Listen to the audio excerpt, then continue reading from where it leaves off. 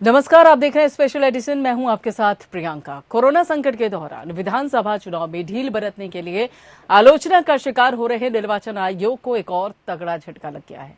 Supreme court और high court में आयोग की पैरवी करने के लिए तय वकीलों के पैनल के लिए एक सदस्य ने इस्तीफा दे दिया। अपने इस्तीफे की घोषणा करते हुए एक पत्र में एडवोकेट मोहित डी राम ने लिखा कि चुनाव आयोग की सेवा करना एक सम्मान की बात है, लेकिन चुनाव आयोग की वर्तमान कार्यप्रणाली उनके मूल्य के अनुरूप नहीं थी। और इससे पहले मद्रास हाईकोर्ट ने विधानसभा चुनाव के लिए हुई चुनावी रैलियों में कोरोना प्रोटोकॉल तोड़े जाने को लेकर चुनाव आयोग पर बेहद सख्त टिप्पणियां करते हुए कोरोना का प्रसार करने के लिए जिम्मेदार ठहराया था। वहीं पश्चिम बंगाल में हुए चुनाव के दौरान टीएमसी प्रमुख ममता बनर्जी ने चुनाव आयोग की निष्पक्षता पर सवाल उठाए थे। और ऐसे देखा जाए तो अमूमन चुनाव आयोग पर सत्ताधारी पार्टी को समर्थन करने का विपक्ष आरोप लगाता आ रहा है। और इन आरोपों में कितनी सच्चाई होती है ये कहना तो मुश्किल है, लेकिन इसमें कोई दो राय नहीं कि चुनाव आयोग के लिए जरूरी है कि उसकी छवि साफ हो, निष्पक्ष हो। अपने खास कार्यक्रम स्पेशल एडिशन में आज हम चुनाव आयोग की छवि पर उठ रहे सवालों पर ही बात करेंगे। उससे पहले नजर डालिए रिपोर्ट पर।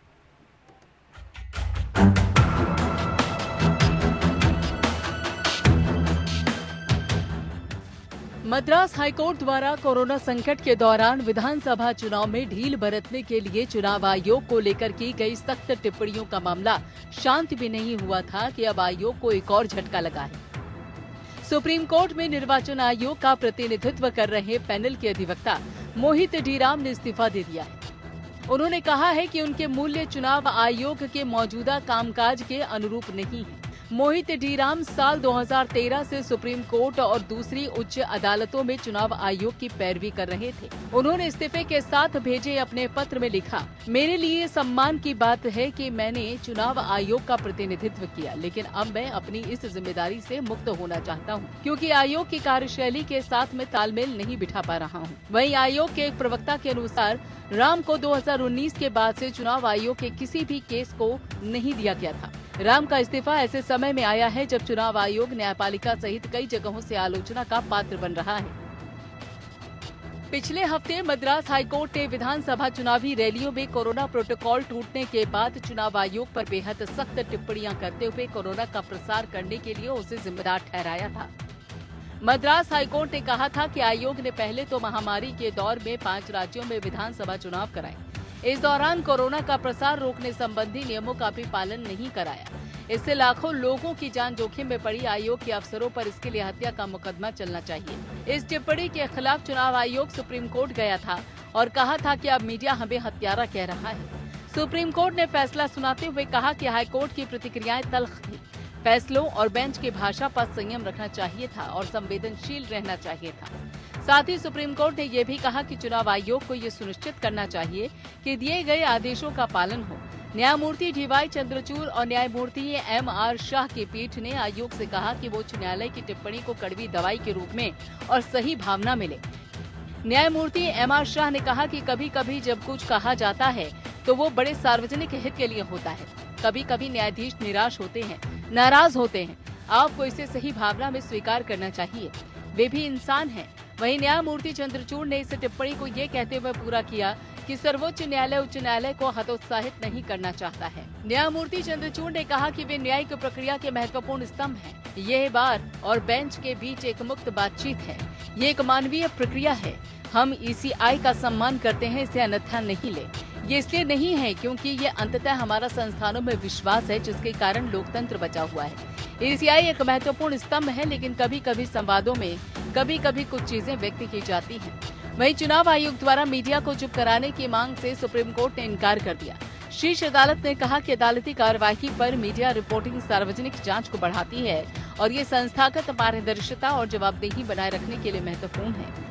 पश्चिम बंगाल में हुए चुनाव के दौरान टीएमसी प्रमुख ममता बनर्जी ने चुनाव आयोग की निष्पक्षता पर सवाल उठाए थे। वैसे देखा जाए तो अमूमन चुनाव आयोग पर सत्ताधारी पार्टी को समर्थन करने का विपक्ष आरोप लगाता रहा है।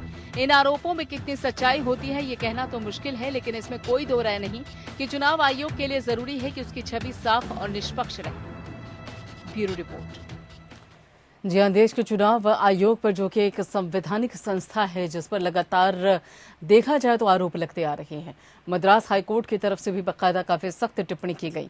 उसके बाद सुप्रीम कोर्ट की तरफ से भी कहा गया कि आप मद्रास हाईकोर्ट के जो निर्देश है उसको एक कड़वी दवाई की तरह लें। और उसके बाद अधिवक्ता यानी कि मोहित डी राम का रेजिग्नेशन। ये सारे जो परिस्थितियां हैं वो दिखाने के लिए काफी हैं कि कहीं ना कहीं कुछ ना कुछ गड़बड़ तो जरूर है, लेकिन वो किस तरीके की गड़बड़ है, आखिर क्या परेशानी है, आखिर चुनाव आयोग में ये फिलहाल हो क्या रहा है, इन सभी मुद्दों पर चर्चा करने के लिए हमारे खास मेहमान हमारे साथ जुड़े हुए हैं। महेश वर्मा हैं जो कि प्रवक्ता हैं बीजेपी के, हमारे साथ जुड़े हुए हैं, और उसके साथ ही बादल देवनाथ हैं, प्रवक्ता हैं टीएमसी के, वो भी हमारे साथ हैं। और इसके अलावा मोहम्मद अमीन साहब हैं जो कि x joint director election commission है, वो भी हमारे साथ हैं। इसके अलावा अभिषेक अत्रे हैं जो कि अधिवक्ता हैं सुप्रीम कोर्ट में, वो भी हमारे साथ जुड़े हुए हैं। सबसे पहले डॉक्टर अभिषेक जी, ये जिस तरह से कहा मोहित डी राम साहब ने कि मेरे जो मूल हैं वो इस वक्त चुनाव आयोग की जो वर्तमान की क्रियाकलाप हैं, जो गतिविधियां हैं, उससे माकूल नहीं रखते, उसके अनुरूप नहीं है, क्या समझा जाए उनके इन अल्फाजों के जरिए जो उन्होंने चिट्ठी में लिखा? मोहित डी राम ने जो कहा और उन्होंने रेजिग्नेशन दिया, शायद वो इतने व्यथित हो गए इस समय देखते हुए कि जो चुनाव आयोग ने इस समय किया वो नहीं करना चाहिए था। आज इस बात से कोई इनकार नहीं कर सकता कि देश के 5 राज्यों में चुनाव, यूपी में पंचायत के चुनाव, इनके चलते कोरोना बहुत तेजी से फैला और लाखों लोगों की जानें गई। और मद्रास हाईकोर्ट ने भी पिछले दिनों ये कहा था कि this is act of criminal negligence. और देखिए, गलतियों और अपराध में फर्क होता है। गलतियों की माफी हो सकती है, अपराध की सजा हुआ करती है। अगर क्रिमिनल नेग्लिजेंस है, और मद्रास हाईकोर्ट की भी ओपिनियन थी कि क्यों ना तुम्हारे अगेंस्ट मर्डर के चार्जेस इंपोज किए जाएं, तुमने इसने लाखों लोगों को मरवा दिया, तो ये उनके मन को, मोहित डी राम जी के मन को कहीं लगा होगा। और सभी को आज ये बात कचोट रही है, क्या ऐसे माहौल में जब हम ओवरनाइट डिसीजन लेके लॉकडाउन पूरे देश में लगाया जा सकता है 4 घंटे के नोटिस पे, तो क्या ये इलेक्शंस इतने इंपॉर्टेंट थे, रुके नहीं जा सकते थे जो हालात बन रहे थे? तो इस तरह उन्होंने अपना डिसीजन लिया है, वो उनकी ओपिनियन है, जो उन्हें लगता है उन्होंने किया। जो आज देश को लग रहा है, सभी के, ये बात तो सभी के मन में आ रही है। ठीक है, तो क्या ये चुनाव इतने इम्पोर्टेंट थे इस समय, और इलेक्शन कमीशन चाहता तो चुनाव रोके जा सकते थे, रैलीज रोकी जा सकती थी। ठीक है, तो क्या टाइम पे कोई डिसीजन नहीं लिया। ठीक है अभिषेक जी, तो क्या ये मानकर चला जाए कि जो यहाँ पर शब्दों का इस्तेमाल किया है मोहित डी राम साहब ने, जो कि सुप्रीम कोर्ट में एडवोकेट हैं और लगातार अगर देखा जाए तो चुनाव आयोग की बात रखते भी आए हैं, 2013 से जुड़े हुए हैं संस्था से, लंबा वक्त उन्होंने गुजारा है, और अगर इस अल्फाज के साथ वो इस्तीफा देते हैं तो क्या ये मानकर चला जाए कि चुनाव आयोग में यानी कि कुछ ना कुछ दाल में कुछ ना कुछ तो काला है, कह सकते हैं? देखिए, मोहित जी की अपनी पर्सनल ओपिनियन है, वो जुड़े हुए थे, अब उन्होंने रिजाइन कर दिया, वो एक पर्सनल ओपिनियन है, उससे मैं ज्यादा कुछ नहीं कह सकता। लेकिन हाँ, चुनाव आयोग की जो भूमिका थी, चुनाव आयोग अपनी भूमिका को निभाने में, प्रॉपरली दूरदर्शिता को से इस सिचुएशन को असेस करने में नाकाम रही है। इसीलिए हाईकोर्ट ने भी कॉग्निजेंस लिया उस पर, सुप्रीम कोर्ट ने भी कोई रिलीफ नहीं दिया। तो गलती, मतलब चुनाव आयोग इस रिस्पॉन्सिबिलिटी से भाग नहीं सकता, क्योंकि उनकी वजह से लाखों लोगों की जाने गई। बिल्कुल। तो जी मोहम्मद अमीन साहब, मैं यही सवाल आपसे भी पूछूंगी, आपका क्या नजरिया है उनके अल्फाजों को लेकर, मोहित डी राम के अल्फाजों को लेकर? उन्होंने साफ साफ कहा कि मेरे जो मूल्य हैं इस वक्त, वो चुनाव आयोग के जो क्रियाकलाप हैं, जो गतिविधियां हैं, जो इस वक्त कार्य योजना है, उससे बिल्कुल विपरीत हैं, उससे मेल नहीं खाते हैं, जिनमें कि हमारे पक्ष रखने के लिए, जैसे इलेक्शन कमीशन का पक्ष रखने के लिए कोर्टों के अंदर इन पैनल होते हैं हमारे यहाँ एडवोकेट्स, और उन एडवोकेट्स को स्वीकृत देता है इलेक्शन कमीशन ऑफ इंडिया। अब ये ठीक है, उसमें ये भी एक पैनल में एक हमारे सदस्य थे जो कि कभी कभी केसेस में जाया करते थे, और 2013 से एनरोल थे। एक पैनल होता है, इसमें एक वकील नहीं होता, कई वकील होते हैं, और वो अपना पक्ष रखते हैं अपने डिपार्टमेंट का या इलेक्शन कमीशन का, जिससे इन्होंने रखा। अब इनको मुझे नहीं लगता कि किन परिस्थितियों में इन्होंने रिजाइन दिया, और मुझे जहां तक जानकारी मिली है, अब मैं पक्का नहीं कह सकता, लेकिन हाँ, जानकारी जरूर मिली है कि इनको केसेस ज्यादा दिए नहीं जाते थे। इस कारण भी इन्होंने इस वक्त अपना ध्यान बटाने के लिए और अपने को चर्चा में लाने के लिए अपने को क्या लगता है आपको, दिखाने के लिए नहीं क्या लगता है इन्होंने इस आपको अमीन तरीके साहब से- कि उन्हें क्यों ज्यादा केसेस नहीं दिए जाते थे? काबिल नहीं थे? नहीं, और अगर काबिल नहीं थे ऐसा- तो फिर उनको बॉडी का हिस्सा क्यों बना के रखा हुआ था? नहीं, ऐसा है कि सारे वकील रखे जाते हैं, लेकिन टर्न बाई टर्न उनको केसेस दिए जाते हैं। हाँ। तो हो सकता है इनका नंबर कम आता हो, ऐसा नहीं कि नहीं, पैनल में है तो दिए जाएंगे केसेस। हो सकता है कुछ अपनी इनकी पर्सनल प्रॉब्लम हो या अपनी पर्सनल प्रिपरेशन हो या जो भी चाहता हो चुनाव आयोग उस तरह न तैयारी कर पाते हो, इसलिए इनको अपनी पर्सनल ग्रीवेंस पे उन्होंने इस्तीफा दिया है। इसके लिए चुनाव आयोग कोई जिम्मेदार नहीं है। लेकिन जहां तक अभी आपने कहा कि सवाल इस बात का है कि मद्रास हाईकोर्ट की जो टिप्पणी आने का कारण देखिए आप, ऐसा है कि उस वक्त जब इलेक्शन किए गए जब बिहार के इलेक्शन किए गए उस वक्त कोई ऐसा कोरोना का महाकाल नहीं पड़ा हुआ था, ना इतनी महामारी फैली हुई थी। और जब देखिए बंगाल का जब हमारा 5वां जब चरण पूरा हुआ है, 6ठे चरण से महामारी बिल्कुल तेजी पर आ गई है। और इसको जो हमारे मद्रास हाई कोर्ट ने दिया था रिमार्क्स, लेकिन ये रिमार्क्स से यह कोई लिखित आदेश नहीं था, न कोई जजमेंट था, जिसके लिए हमारे जो प्रतिष्ठा का सवाल था कि इस तरह मर्डर चार्जेस के अगेंस्ट जो गए वो हमारे यहाँ के वकील और वहाँ पे अपना पक्ष रखा, तो उसमें जो सुप्रीम कोर्ट था, हमारी सर्वोच्च न्यायालय, उसने ये कहा अपने डिसीजन में कि देखिए ये कोई लिखित आदेश नहीं है जिसके मैं ऊपर स्पंज करूं या इसको हटाऊं।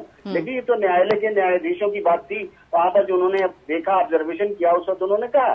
इसके लिए हम उनको कुछ नहीं कह सकते हैं, लेकिन हाँ, एक संवैधानिक संस्था दूसरे संवैधानिक संस्था के लिए ऐसा नहीं करना चाहिए, कोशिश करना चाहिए। ठीक है, कहा है उन्होंने अपने निर्णय में। ठीक है, लेकिन अगर आपने कहा कि देखिए उनके अपने पर्सनल रीजंस हो सकते हैं जिसके चलते उनको ज्यादा केस नहीं मिलते होंगे, लेकिन अगर उनके आप अल्फाजों पर गौर करें, उन्होंने सीधे लिखा कि अब वहां से आयोग के पैनल का सदस्य बना, लेकिन अब मेरे मूल्य चुनाव आयोग के मौजूदा कामकाज के अनुरूप नहीं है। मेरे मूल्य चुनाव आयोग के मौजूदा कामकाज के अनुरूप नहीं है। क्या आपको नहीं लगता कि इन शब्दों के पीछे बहुत कुछ है जो वो कहना चाह रहे थे? देखिए वो यहाँ के रेगुलर एम्प्लॉय नहीं है, वो एडवोकेट हैं। उन्होंने अपनी पब्लिसिटी के लिए कुछ भी लिख दिया हो, लेकिन चुनाव आयोग एक संवैधानिक संस्था है, उसका अपना कार्य प्रणाली है, कार्य क्षेत्र है, और उनका अपना सोचना नियम कायदे कानून से ही चलता है। और हमेशा आपको याद होगा, कोई आज की बात नहीं है कि आज बीजेपी जो है सत्ता में है तो इसलिए उस पर चार्जेस लग रहे हैं। कांग्रेस के टाइम में भी सत्ताधारी की पार्टी के ऊपर चार्जेस लगते रहे इलेक्शन कमीशन को पक्ष लेने के लिए।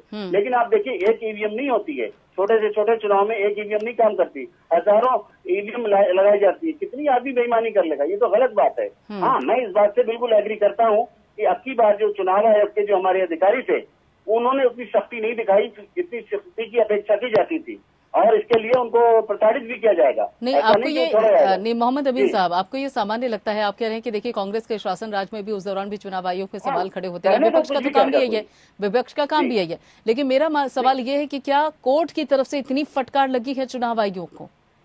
क्या कोर्ट ने इतने सख्त अल्फाजों का इस्तेमाल किया है चुनाव आयोग के लिए? देखिए न्यायालय तो अपना निर्णय देगा या अपने ऑब्जर्वेशन देगा, जो भी देगा, लेकिन सवाल इस बात का, हम अपने अधिकारियों की गलती की बात करता हूँ कि उन्होंने उतनी सख्ती क्यों नहीं बरती। सवाल इस बात का है, इसके लिए चुनाव आयोग मना नहीं करने गया था, बल्कि हमारे दिशा निर्देश चुनाव आयोग को उनको क्लियर तक से कि आपको ऑब्जर्वर काम कर रहे हैं, अधिकारी काम कर रहे हैं, आपको कोरोना का और जो भी नियम निर्देश दिए जाते हैं उनको सख्ती से पालन करना चाहिए। और कुछ अधिकारी हमारे अच्छे होते हैं, पालन करते हैं, जिसका उनको पुरस्कार भी मिलता है। अब ये देखने का विषय है कि वहाँ पर किन परिस्थितियों में इन लोगों ने गलतियां की हैं, इसके लिए उनको छोड़ा या नहीं इलेक्शन कमीशन, उनको उसका दंड दिया जाएगा। यानी कि आप ये कहना चाह रहे हैं कि जो लापरवाहियां हुई हैं, जो चुनाव आयोग की छवि पे इस वक्त एक तरह से दाग लग रहा है, उसके लिए जो अधिकारी काम कर रहे हैं वो जिम्मेदार है? बिल्कुल, वही अगर सख्ती करते तब हमारा चुनाव आयोग का नाम होता।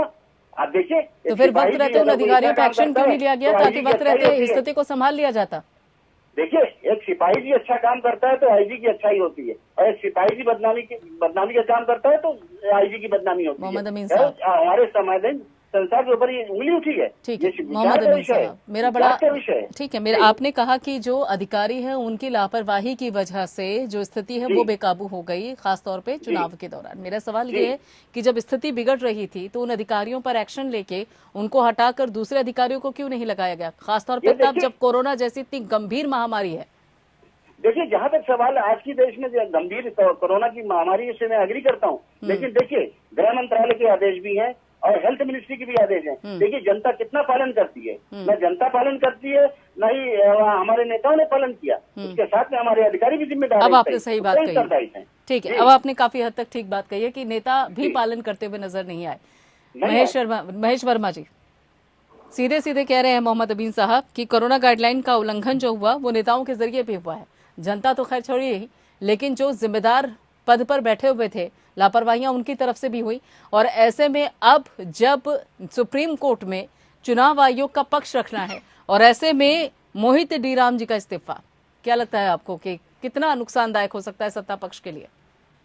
देखिए, मार पीछे पुकार की बात जो है ना अभी करना, मुझे लगता है कि ये उसी तरह से है जैसे आप कोई जख्म है उस पर थोड़ा सा मरहम लगाने का जरूर आप अपनी इस वाणी और विचार से प्रयास कर सकते हैं। लेकिन मुझे लगता है कि कोरोना आज जो है जिस तरह से भयावह रूप लिया है, या जिस तरह से अप्रैल में हमने इसका तांडव देखा पूरे देश में, तो बात ये सिर्फ तमिलनाडु और मद्रास हाई कोर्ट या सुप्रीम कोर्ट तक की बात नहीं है। अब देखिए दिल्ली हाई कोर्ट ने क्या कहा कि केजरीवाल से अगर दिल्ली नहीं संभल रही है तो वो इस्तीफा दे दें या छोड़ दें। जैसे अभी हमारे अजीत साहब ने जो बात कही उसको कहीं ना कहीं दिमाग में रख के चलना होगा कि एक संवेदनशील व्यवस्था जब होती है, जब लोगों की जान जाती है, लोग मर रहे होते हैं और जहां जान माल का नुकसान होता है वहां इस तरह की उक्तियां या इस तरह की प्रतिक्रिया जो है स्वाभाविक है। अब रही है वकील साहब की बात, तो ये वकील साहब मुझे लग रहा था इस मौके के तलाश में थे और ये इसी मौके के तलाश में थे कि कब जो है चुनाव आयोग के ऊपर सवाल उठाया जाए और मैं अपना इस्तीफा भी उसी के साथ बहती गंगा में अपना हाथ धो लूं। इनके अंदर कोई खुनश होगी, अदरवाइज कोई आदमी जो है इस तरह की चीजें संवैधानिक व्यवस्था पे, चुनाव आयोग को आखिर में आप पे हत्या की बात जो कह रहे हैं या रिमार्क्स पास किया जा रहा है, उस रिमार्क्स के पीछे जो है कुछ ना कुछ तो तर्क दिया जाएगा ना, कुछ ना कुछ बातें कही जाएगी ना। अब वो अलग बात है कि उसको जस्टिस चंद्रचूड़ ने भी बहुत अच्छे तरीके से उसको बताया, समझाया और कहा कि भाई ठीक है, कहीं भावनाओं को व्यक्त करते हुए अगर कोई चीज सामने आई है तो उसका कहीं ना कहीं हमें देखना चाहिए, समझना चाहिए और उसके हिसाब से हमें अगर कोई भूल भी हुई है, देखिए मैं आपको कह रहा हूँ कि मॉडल कोड ऑफ कंडक्ट जो होता है चुनाव का, वो सारी पॉलिटिकल पार्टियां ही तय करती हैं, वही बनाती हैं। चुनाव आयोग थोड़ी बनाता है, उसमें सारे लोग होते हैं, उसमें तय करते हैं कि भाई हमें इस तरह से चुनाव कराना है। सारे पॉलिटिकल पार्टियों के प्रतिनिधियों की बैठक होती है, उस बैठक में ये तय किया जाता है, तो उसके लिए सभी रिस्पॉन्सिबल है। एक सिर्फ चुनाव आयोग को जिम्मेवार ठहरा देना उसके लिए और ये बता देना कि वो हत्यारा है और उसके बेसिस पे वकील का इस्तीफा हो जाना और उस इस्तीफे के बाद ये सोचना कि अब चुनाव आयोग जो है वो इन सब चीजों के लिए पूरी तरह से जो है उसको जवाबदेह बनाया जाए और उसके ऊपर सवाल खड़ा किया जाए। तो अपने देश में, हमारे देश में दुनिया का सबसे बड़ा लोकतंत्र जो है वो बसता है, जहाँ पे लोक मानस पे इस तरह से देखिए संवैधानिक व्यवस्था पे चोट पहुंचाने का मतलब है कि आप उस लोकतंत्र के नींव पे चोट पहुंचा रहे हैं, तो उसको संभालने की जरूरत है, ना कि उसको मतलब उसको इस तरह से मत सोचिए, उस तरह से उस दायरे में मत ले जाइए जिस दायरे में जाके वो और संकुचित भाव पैदा हो और उसके ऊपर सवालिया निशान खड़ा। ठीक है। तो मेरा सिर्फ इतना ही कहना है प्रियंका जी कि जो भी चीज करिए उसको उसी दायरे में करिए। अब आपको और भी बहुत सारी टीका टिप्पणी थी, सुप्रीम कोर्ट ने कभी सीबीआई को तोता कह दिया था। इस तरह के रिमार्क्स पास होते रहते हैं और इस चीज को आप चुनाव आयोग को बिल्कुल क्लीन चिट दे रहे हैं क्या? जो आरोप लग रहे हैं इस वक्त चुनाव आयोग पर, आपकी नजर में बिल्कुल क्लीन चिट आप दे रहे हैं, इसका मतलब कि वहाँ कोई गड़बड़ी नहीं है? मैं क्लीन चिट नहीं दे रहा हूँ, मैं पैरवी तो आप उसी तरीके से कर रहे हैं ना।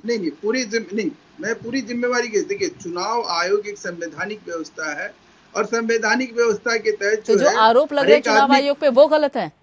क्या आरोप लग रहे हैं? जो छवि को लेकर आरोप उठ रहे हैं, क्यों? अगर देखा जाए तो जो पश्चिम बंगाल में जिस तरह से कोरोना बढ़ता चला गया, उसके लिए मद्रास हाईकोर्ट ने साफ तौर पे कहा कि देखिए आप पर हत्या का आरोप क्यों ना लगाया जाए, क्योंकि आपकी लापरवाही की वजह से वहां पे आपकी लापरवाही की वजह से वहां पे लोगों की भीड़ इकट्ठा हुई। नहीं, जिस राज्य की लचर व्यवस्था होगी, जहाँ ऐसी चीजें पहले ही से तय होगी कि वहाँ चुनाव अगर हो या ना हो, क्या वहाँ लोकल चुनाव नहीं हुए?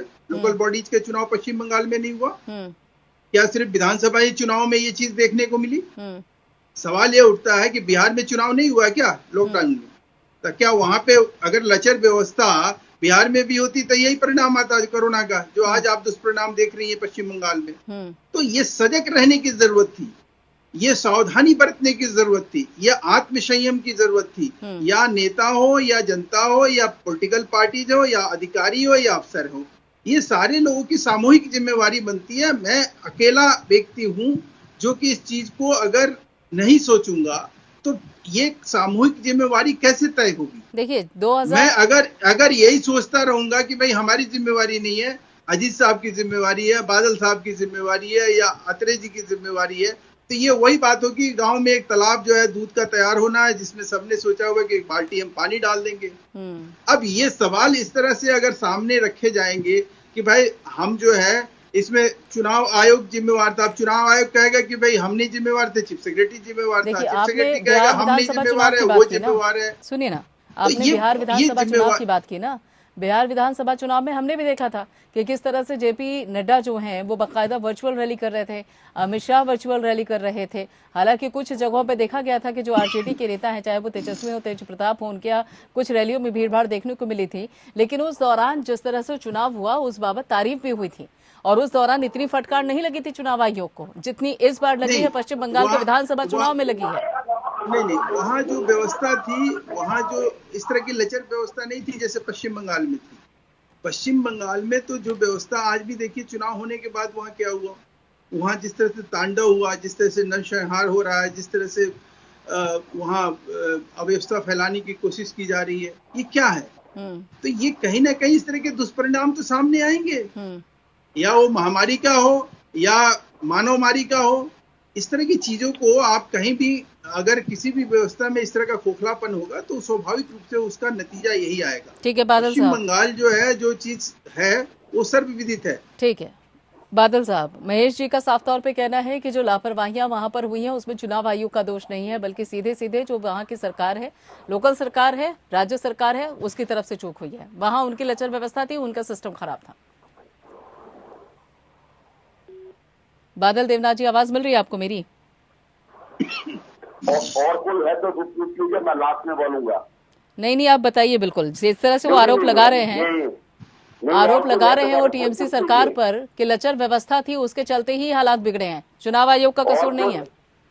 और कोई है तो पूछ लीजिए, मैं लास्ट में प्रॉमिस में बोल दूंगा। नहीं, आप बताइए, जवाब दीजिए उनके सवाल का। लास्ट में बोलूंगा, दो पूछ लीजिए ना। नहीं, आपके लिए जब यहाँ पे सवाल खड़ा हुआ है तभी तो आपके पास आएंगे ना। वो सीधे सीधे आरोप लगा रहे हैं पश्चिम बंगाल सरकार पर, वो सीधे सीधे कह रहे हैं। और को पूछ लीजिए, रिपोर्टर जितना पूछ लीजिए, उसके बाद मैं बोलूंगा। नहीं, आप बताइए पहले बादल साहब, जो सवाल या आपके पास जवाब नहीं है या फिर कुछ और मानकर चला जाए। महेश जी ने तो सीधे सीधे बोला है कि चुनाव आयोग अपनी तरफ से कोशिश कर रहा था, लेकिन जो टीएमसी सरकार है वो नहीं संभाल पा रही थी। या आपके पास जवाब नहीं है या फिर आप सवाल से भाग रहे हैं उनके सवाल से? मेरे पास बहुत सारे जवाब है। हार्ट चैनल पूरा था, हाँ तो जवाब दीजिए फिर उनके सवाल का। हार्ट चैनल में प्रोग्राम करता हूँ मैं, बंगाल हो, इंटरनेशनल हो, इंग्लिश हो, हिंदी हो, हर चैनल में। तो महेश जी ने तो सीधे चुनाव आयोग को क्लीन चिट दे दी है, उनकी तरफ से तो चुनाव आयोग की तरफ से कमी नहीं रही। और 2-3 लोग को बुला लीजिए, बुला के बाद लास्ट में मुझे सवाल दीजिएगा। बादल साहब, जवाब है आपके पास उनके सवाल का?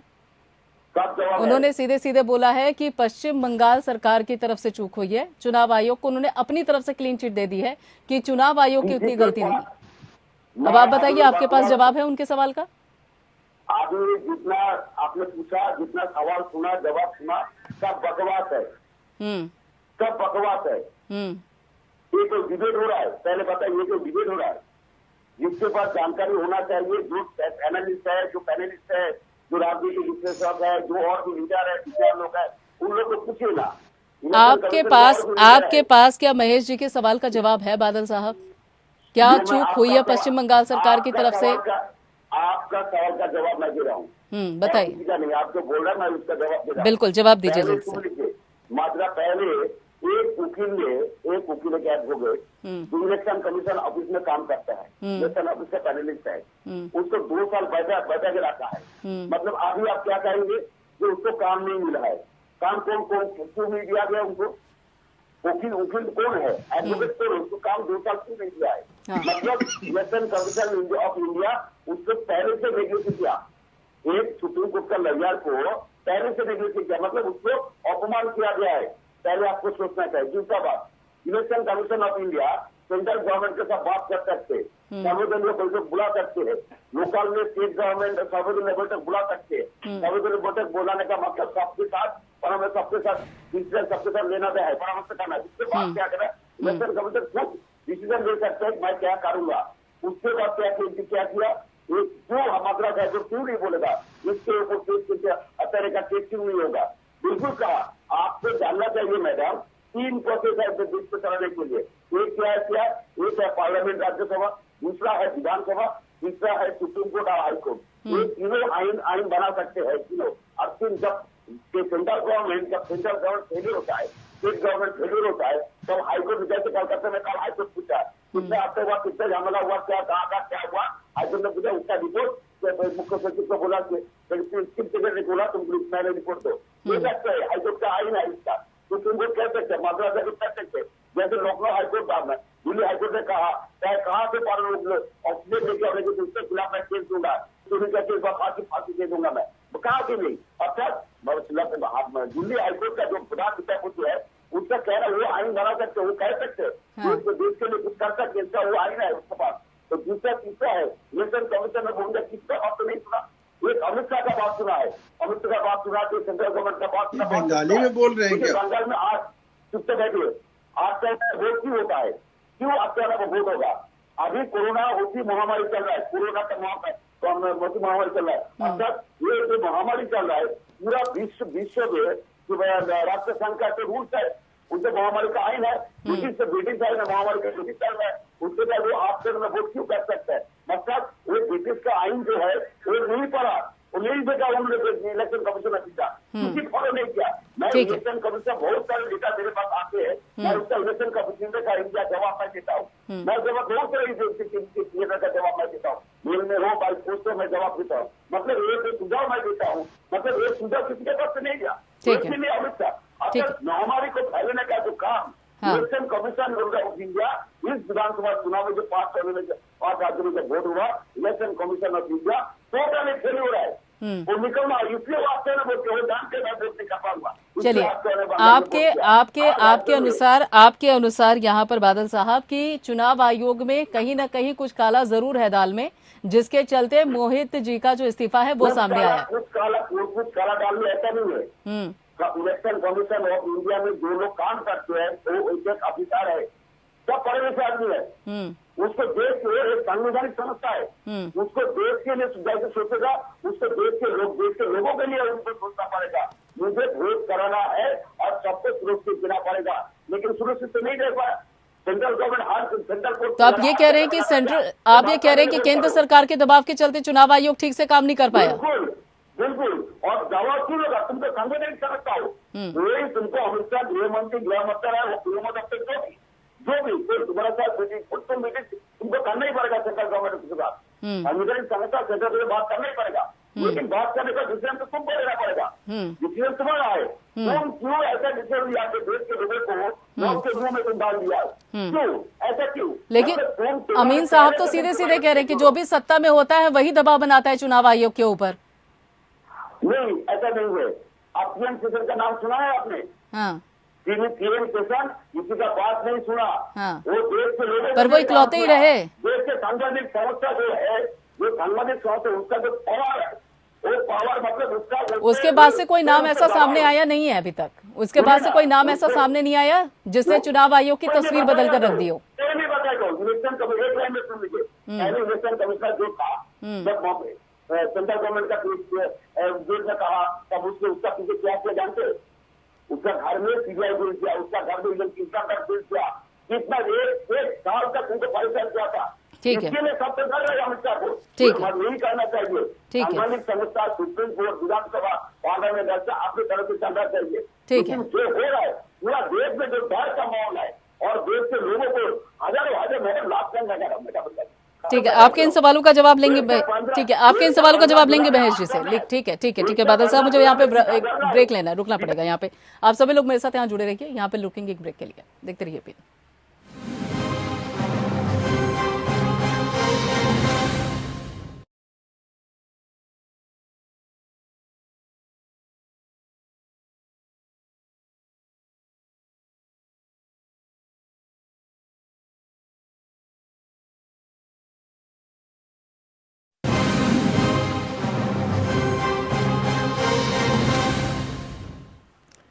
तो आज स्पेशल एडिशन में हम बात कर रहे हैं कि आखिर किस तरीके से चुनाव आयोग की जो छवि है लगातार धूमिल होती जा रही है। संवैधानिक संस्था जिसका पारदर्शी होना, जिसका पूरी तरीके से अगर देखा जाए तो काम करने के तरीके में किसी तरीके का कोई सवाल न उठे, इस बाबत बेहद जरूरी है कि उसकी छवि बिल्कुल साफ सुथरी रहे।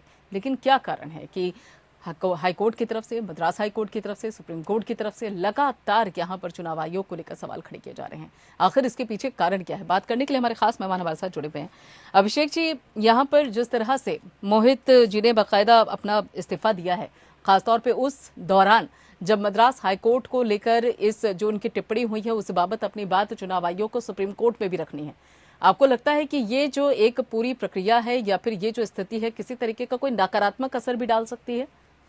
उनके ये अल्फाज खासतौर पे जो उन्होंने इस्तीफे के समय में इस्तेमाल किए हैं। जी देखिए, उनका जो पेन है, अगर उनके नजरिए से सोचा जाए, एक तो हर आदमी हर परिस्थिति में अलग अलग तरह से रिएक्ट करता है। कुछ लोग मजबूर होके लड़ाई करते हैं, अपनी समस्या को सुलझाने के लिए कुछ सुसाइड कर लेते हैं। मोहित जी ने वो जो भी डिसीजन लिया, मैं उसके सपोर्ट में अगेंस्ट में कुछ नहीं कहूंगा, लेकिन हाँ वो जो पेन उन्होंने दिखाया है कि इलेक्शन कमीशन से जो बिहेवियर से पेन हुआ है। अभी एक इलेक्शन कमीशन की तरफ से इन्होंने बोला, उनके प्रवक्ता ने, कि ऑफिसर की गलती थी, उन्होंने सख्ती नहीं की। एक चीज यहाँ हमें देखनी होगी, क्या इलेक्शन कमीशन ने कोई ऐसे गाइडलाइंस इशू की थी कि जो इलेक्शन के लिए रैलीज नहीं की जाएंगी या पब्लिक गैदरिंग नहीं की जाएगी उन रैलीज में?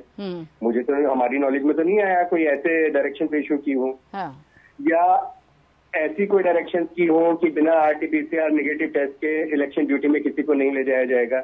यूपी के इलेक्शंस का न्यूज़पेपर में हमने देखा था कि 700 टीचर्स की डेथ हुई है कोविड से, जिन्हें मजबूरन इलेक्शन ड्यूटी के लिए जाना पड़ा। तो उन्हें रोकने के लिए इलेक्शन कमीशन ने कौन सी डायरेक्शन इशू की थी?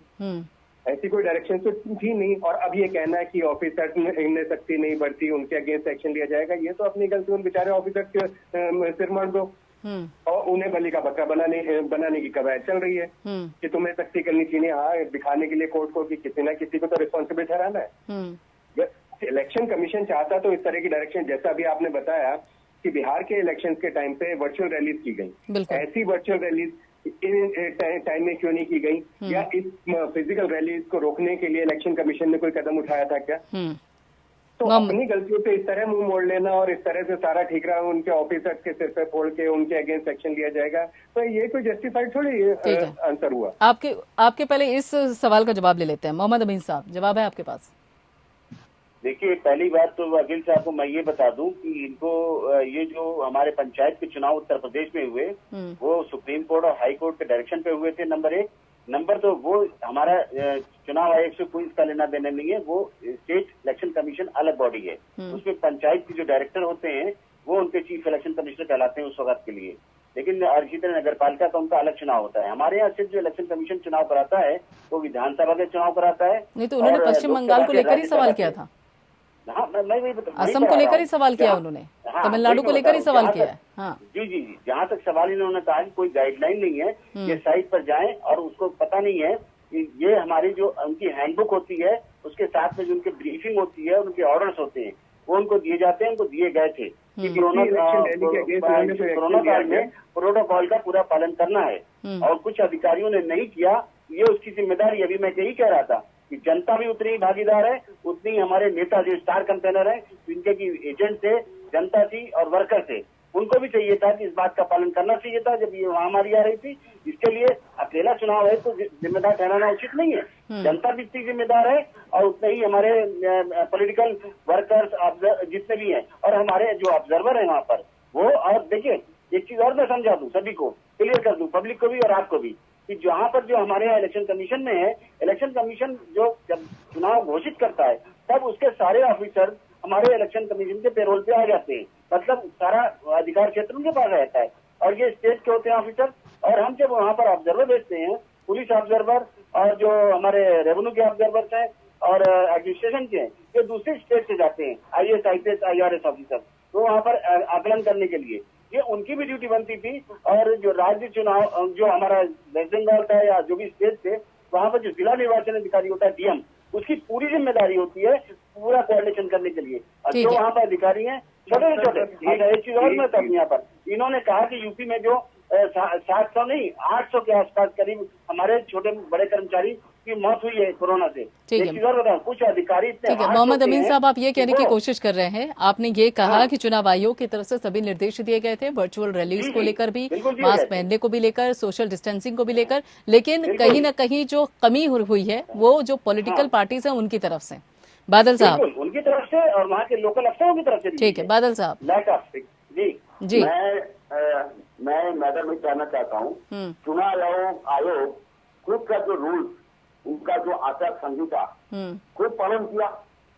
उन्होंने पहले कहा जब उम्मीदवार के साथ 5 लोग जा सकते हैं प्रचार में, घर घर में प्रचार में 5 लोग जा सकते हैं, लेकिन हुआ क्या, उनके साथ अमित शाह का रैली हो रहा है, उनके पीछे 2014 जने खुद बादल साहब, एक चीज मैं आपको बता दूं, जब चुनाव शुरू होते हैं तो आपको सब जितने लीडर्स हैं उनको सबको बुला के बात की जाती है कि आप लोग चुनाव आयोग का पूरा सहयोग देंगे।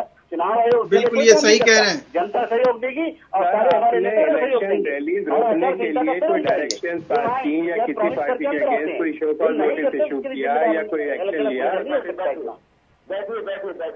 बैठिए, मैं जानता हूँ और मैं 30 साल का अभिज्ञता, आपका ज्यादा हो सकता है, लेकिन मेरा 49 में पूरा देश में घूमता हूँ और मैं आ रही हूँ आपके पास महेश साहब, एक बार बादल जी की बात पूरी हो जाए। थोड़ा आंसर देके मैं चला जा रहा हूँ, रिक्वेस्ट का अनुरोध कर रहा हूँ आपको चुनाव आयोग ने खुद उनका आचार संहिता पालन नहीं किया मैडम।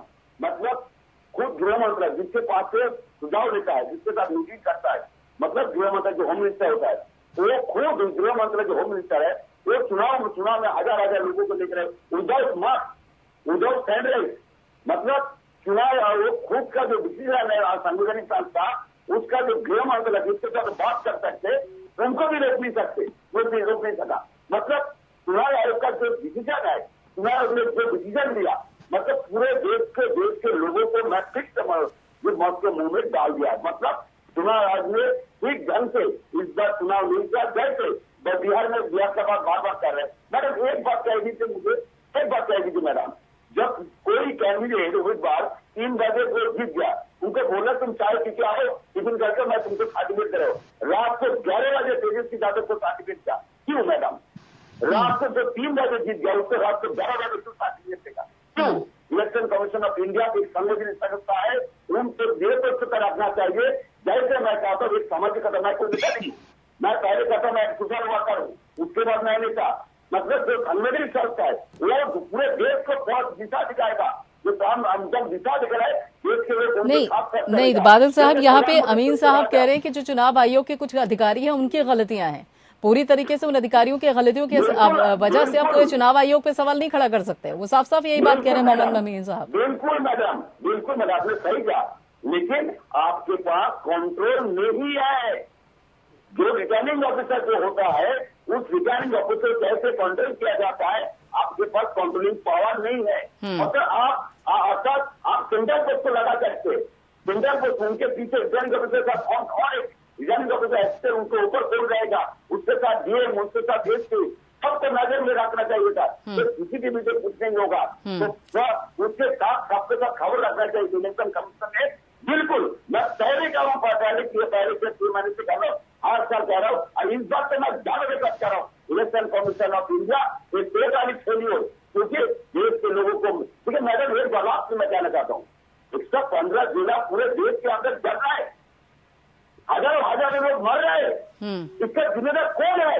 क्यों नहीं कहेगा मद्रास हाईकोर्ट, क्यों नहीं कहेगा लखनऊ हाईकोर्ट, ठीक है महेश वर्मा जी, सुप्रीम कोर्ट सही का, सुप्रीम कोर्ट सही का मद्रास हाईकोर्ट सही का, दिल्ली हाईकोर्ट सही का, ऑक्सीजन लेके आओ, 4 से 12 लेके आओ। ठीक है, आपकी बात आ गई बादल साहब, आपकी पूरी बात आ गई। ठीक है महेश जी, एक बात बताइए, यहाँ पे खुद मोहम्मद अमीन साहब ये कह रहे हैं कि कुछ अधिकारियों की वजह से चुनाव आयोग की छवि धूमिल हुई है, लेकिन इन अधिकारियों की लापरवाही क्या वक्त रहते दिखाई नहीं दी थी क्या, जो चुनाव आयोग के वरिष्ठ अधिकारी हैं?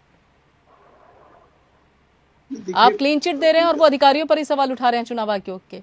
नहीं, वो ये बात नहीं कह रहे हैं, वो ये कह रहे हैं कि एक सिस्टम है, एक व्यवस्था, उस व्यवस्था के तहत जो काम होना चाहिए। जो शुरू में मैंने कहा कि भाई अगर पश्चिम बंगाल के अधिकारी हैं, वहाँ जो कामकाज करने का जो उनकी जिम्मेवारी है, अगर वो उससे कहीं पीछे हटे हैं तो वो देखने और समझने वाली बात है, पहली बात। दूसरी बात की देखिए, इलेक्शन कमिश्न ऑफ इंडिया पूरा देश को देखता है, पूरा देश में। दूसरी बात ये बादल देवनाथ जी जो बात कह रहे हैं प्रियंका जी, मैं आपसे ये पूछना चाह रहा हूँ कि अगर मान लीजिए कि चुनाव आयोग जो है बादल साहब, आपकी बात आगे एक बार उनकी भी सुन लीजिए। चुनाव आयोग ने गलत काम किया है, तो क्या ये जो इलेक्शन हुआ है वो गलत ठहराया जा सकता है?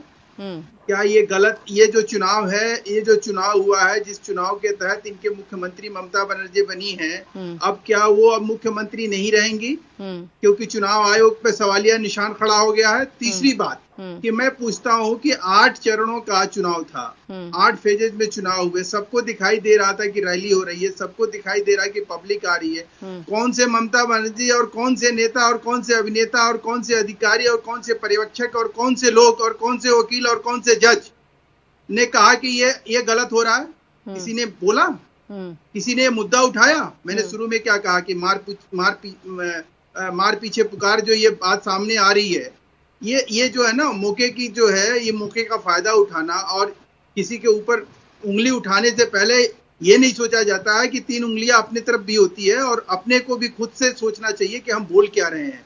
आज क्या ममता बनर्जी जो मुख्यमंत्री बनी है, चुनाव आयोग अगर गलत है तो उनका मुख्यमंत्री बनना भी गलत है।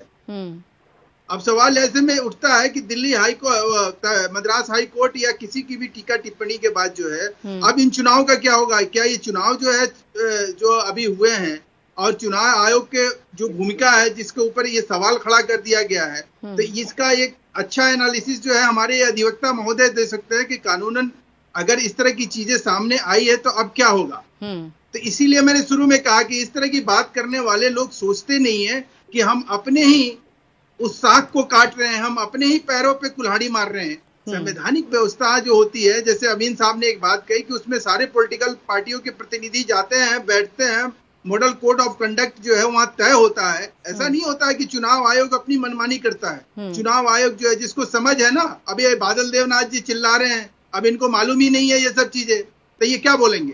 ठीक है, ये ऐसे ही चिल्लाते रहेंगे। ठीक है, ठीक है। यहाँ पे बादल जी आपकी प्रतिक्रिया ले लो, उसके बाद में ब्रेक पे जाऊंगे। कहेंगे आप? उन्होंने सीधे कहा है कि अगर चुनाव आयोग पर प्रश्न उठा रहे हैं तो चुनाव गलत है और ममता बनर्जी का मुख्यमंत्री बनना भी गलत है क्या?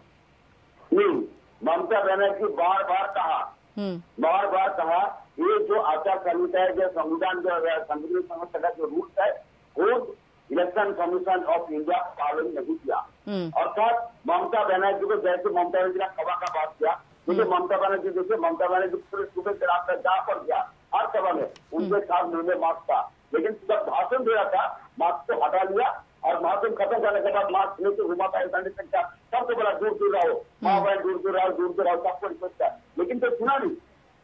ममता बनर्जी एक निगाह नहीं है, पहले आपको सोचना चाहिए। ममता बनर्जी एक सोशल वर्कर है, ठीक फाइटर है, वो देश के लिए बात करता है। जैसे मैंने मुझे बोलते ना बादल देवनाथ भी कहते हैं, मैं निगाह नहीं हूँ, मैं एक सोशल वर्कर हूँ, देश के लोगों के लिए, देश के लिए बात करता हूँ, राष्ट्र के लिए बात करता हूँ। ममता जी को भी बोलिए कि ये जो है, जैसे वकील साहब ने इस्तीफा दिया है, वो भी इस्तीफा दे दे, नैतिकता बस। अभी सवाल कर रहे हैं, किसके लिए कर रहा है? संवेदनशीलता बस, वो भी इस्तीफा दे दे ममता जी। एक बात बताइए बादल साहब, एक बात बताइए बादल साहब, नहीं एक मिनट सुनिए, एक मिनट सुनिए ना, एक बात बताइए बादल साहब, जब ममता बनर्जी कई हजारों लोगों के साथ पदयात्रा कर रही होती हैं, चुनाव से पहले की बात कर ली जाए, और बाकायदा जब वो यहाँ पर लोगों के बीच पहुंचती हैं, उस दौरान आपको नजर नहीं आ रहा था कि क्या परिस्थितियां बनी हुई हैं, क्या कोरोना काल की गंभीरता है? उस वक्त नजर नहीं आया?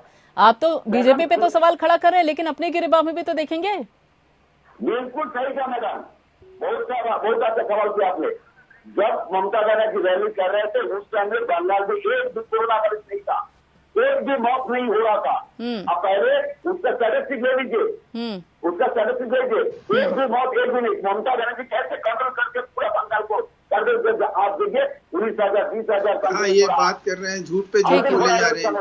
अरे भैया आंकड़े उठा के देखो। ठीक है, इस चर्चा पे वापस आएंगे। ठीक है बादल साहब, इस वक्त चर्चा पे वापस आएंगे। आप सभी मेहमान मेरे साथ जुड़े रहिए। फिलहाल वक्त एक छोटे ब्रेक का, देखते रहिए।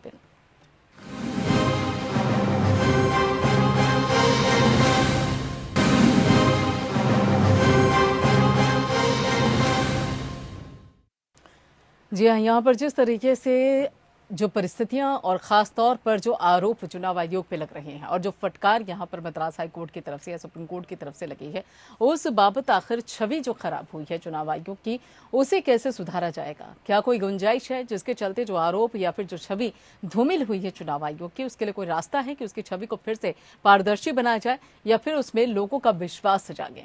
बात करने के लिए हमारे खास मेहमान हमारे साथ जुड़े हुए हैं। अभिषेक जी, इसमें कोई दो राय नहीं है कि इस फटकार के बाद, चाहे वो मद्रास हाईकोर्ट की तरफ से लगी हो या फिर जो सत्ता पक्ष हो या विपक्ष हो, जिस तरह से सवाल खड़े किए गए चुनाव आयोग पर, उस बाबत छवि तो धूमिल हुई है। लेकिन अब क्या कोई रास्ता भी है ताकि एक बार फिर से लोगों का विश्वास चुनाव आयोग पे हो? क्योंकि एक दौर वो भी देखा गया है कि चुनाव आयोग ने चुनाव कितनी सख्ती के साथ करवाए हैं, खासतौर पर अगर 90 के दशक को याद किया जाए तो। सेशन साहब के टाइम में हाँ, देखिए, जहां तक वापस लाने की बात है, ऐसा तो कुछ नहीं होने वाला कि जो रिजल्ट आ चुके हैं, जो इलेक्शन हो चुके हैं, उन्हें रिवर्स कर दिया जाए। ये तो पॉसिबल ही नहीं है। जो सरकारें बन चुकी हैं, जो जीत चुके हैं कैंडिडेट, वो तो जीते हुए रहेंगे, उसमें कोई इंटरफेरेंस नहीं होना। एक अभी पीछे बात आई थी कि यूपी के इलेक्शन के लिए हाई कोर्ट ने कहा था, हाई कोर्ट ने कहा था ठीक है यूपी के इलेक्शन के लिए 30 अप्रैल तक खत्म करो, लेकिन उसके अगेंस्ट क्या यूपी गवर्नमेंट या इलेक्शन कमीशन सुप्रीम कोर्ट में आए? जहां ये एक ओरल टिप्पणी करने पे तो सुप्रीम कोर्ट आ सकते हैं, तब इन्हें नहीं दिखाई दे रहा था कि हमें उस ऑर्डर के अगेंस्ट सुप्रीम कोर्ट चलना चाहिए, थोड़ा सा पोस्टपोन कर लें। इनफैक्ट इलेक्शन कमीशन बिल्कुल ये नहीं चाहते थे कि ये इलेक्शन जरा से भी पोस्टपोन किए जाए। और ये जो एक अभी इन्होंने कहा कि मार पीछे पुकार वाली, ऐसा कहीं कुछ नहीं, मार पीछे पुकार की ये सवाल आज ही उठे हैं। जब पूरे इलेक्शन पीरियड में हर एक मीडिया में, न्यूज में, सारे सोशल मीडिया पर हर जगह ये डिमांड उठती रही कि यार इन इलेक्शंस को पोस्टपोन कर देना चाहिए, लेकिन कोई डिसीजन नहीं लिया गया। तो ये कहना कि मार पीछे पुकार है, ऐसा कुछ नहीं है। इलेक्शन कमीशन की नॉलेज में इलेक्शन कमीशन चाहते थे नहीं, इन्हीं डेट्स पर ही इलेक्शन होगा, उन्हें अपने डिसीजन में कोई चेंज नहीं करना। 1000 लोग मरे, लाखों लोग मरे, पूरा हिंदुस्तान में कोरोना से बर्बाद हो जाए, रत्ती भर फर्क नहीं पड़ना था। और ये अनप्रेसिडेंटेड सिचुएशन थी। ऐसी सिचुएशन ना आज से पहले हो या भगवान ना करे आज के बाद में कभी हो कि हमें कोरोना पीरियड में इलेक्शन झेलने पड़े। ये सिर्फ और सिर्फ अभी की पोजीशन थी। कुछ टाइम में वैक्सीनेशन कंप्लीट हो जाएगा, अगले साल चुनाव होते कोई इतनी प्रॉब्लम नहीं होती। लेकिन इस समय बिना वैक्सीनेशन के लोगों को तुमने चुनाव में धकेल दिया, मरने के लिए छोड़ दिया पूरे हिंदुस्तान को। और आज ये कह रहा हो कि अब क्या हो सकता है, अब क्या वापिस हो जाएगा, क्या ममता बनर्जी चीफ मिनिस्टर नहीं रहेंगी, इस तरह की बातों का कोई लॉजिक नहीं है। ठीक है मोहम्मद अमीन साहब, क्या ये मानकर चला जाए, एक जैसे अभी कह रहे थे अभिषेक साहब कि अब जब पंचायत चुनाव को लेकर बात सामने आई तो उस दौरान देखा जाए तो इलेक्शन कमीशन की तरफ से कोई भी नहीं आया कि एक बार कहे कि नहीं अभी जरूरत नहीं है। अच्छा, दूसरी चीज ये मैं मंशा समझने की कोशिश कर रही हूँ, मंशा ये समझने की कोशिश करना चाहती हूँ कि आखिर चुनाव आयोग की क्या मंशा थी?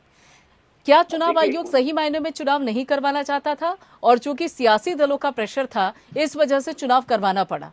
क्या थी वो असल में परिस्थितियां? ये बात तो मैं क्लियर कर दूं वकील साहब को कि इलेक्शन कमीशन यूपी का पंचायत चुनाव कराता है। उसमें क्या हुआ था कि अपोजिशन पार्टियां बहुत तत्पर थी इलेक्शन कराने के लिए, क्योंकि पिछले साल ये 20 तक क्लियर हो गया था कि अब ये एक्सटेंशन होना है।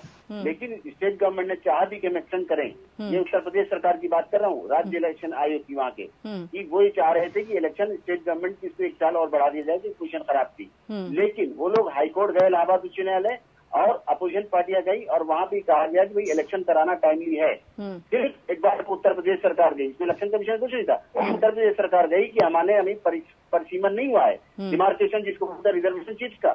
उन्होंने कहा नहीं, हाईकोर्ट ने कहा नहीं, 2015 का जो स्टेटस है उस स्टेटस पे आप चुनाव कराइए। फिर एक बार ये इलेक्शन कमीशन की बात को लेके और सरकार दोनों ही, उत्तर प्रदेश सरकार सर्वोच्च न्यायालय में गए, सुप्रीम कोर्ट आए, सुप्रीम कोर्ट ने उसे मोहर लगा दी कि नहीं टाइमली इलेक्शन होने चाहिए, इसलिए इलेक्शन कराना पड़ा।